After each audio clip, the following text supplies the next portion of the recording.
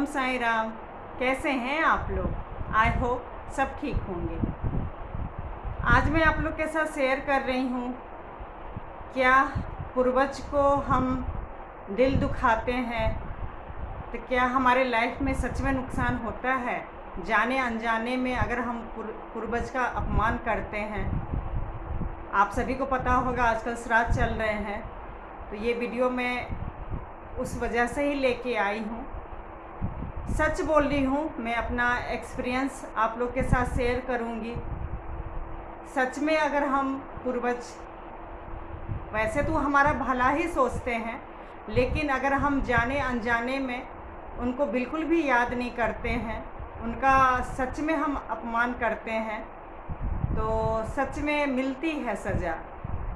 और ये सब चीज़, जैसे कि आप लोग को पता है कि मुझे 15 साल से भी ज़्यादा लग गए थे ट्रीटमेंट होने में, इलाज करवाने में।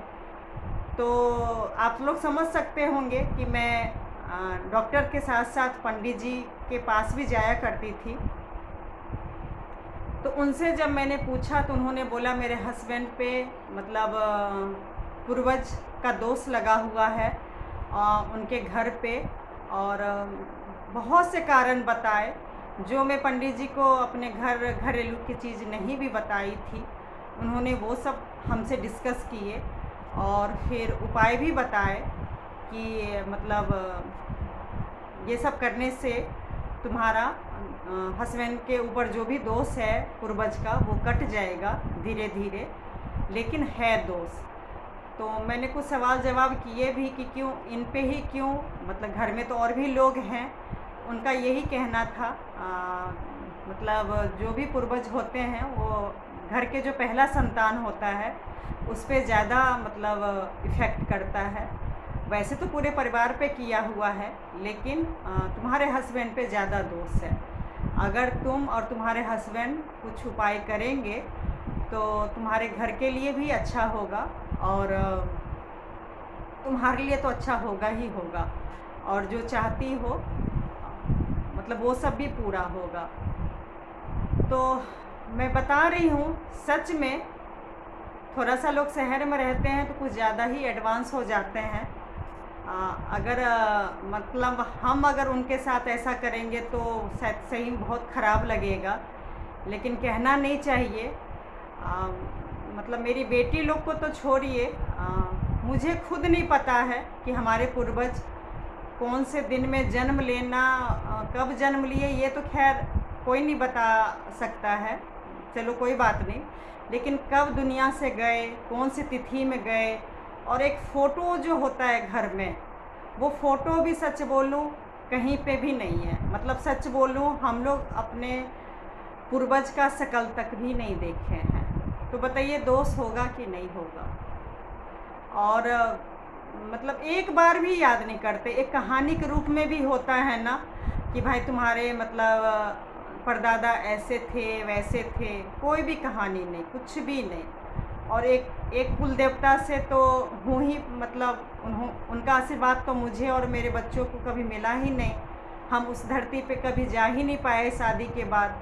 कुल देवता का आशीर्वाद लेना भी बहुत ज़रूरी है और पूर्वज का आशीर्वाद मिलना भी बहुत ज़रूरी है, लेकिन मैं इन दोनों से वंचित रही।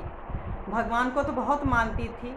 धीरे धीरे जब मुझे एहसास हुआ कि जब मैं इतना पूजा पाठ व्रत सब कुछ करती हूँ, फिर भी मेरी लाइफ में इतनी उथल पुथल क्यों है और जो मैं चाह रही हूँ वो क्यों नहीं मिल रहा है। तो सच बोलूँ, मुझे निष्कर्ष सच में यही निकला। और जब से मैं, यकीन मानिएगा, जब से मैं पूर्वज को भी मानने लगी हूँ और जो पंडित जी ने बोला मैंने वो सब उपाय किया, उससे बहुत अच्छा रिज़ल्ट मिला। मतलब बिज़नेस तो अच्छा हुआ ही था, फ़ायदा तो मुझे हुआ ही था, लेकिन मतलब बहुत कुछ अच्छा हुआ था। और बाद में मैं माँ बनी, वो तो आप लोग को सबको पता ही है।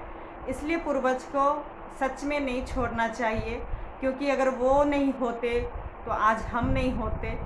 तो और हम भी तो यही चाहते हैं ना कि हमारे ऊपर जाने के बाद हमारे बच्चे याद करें। तो एक अगर हम थोड़ा सा याद कर लेते हैं उनको तो क्या चला जाएगा। हर चीज़ के लिए टाइम है। मतलब पार्टी में जाना है, खाना है, पीना है। यहाँ तक कि जो पूर्वज को बिल्कुल भी ना दान देना, ना पूजा पाठ करना, श्राद्ध के दिनों में भी याद करना, और मतलब यहाँ तक कि नॉनवेज खाना।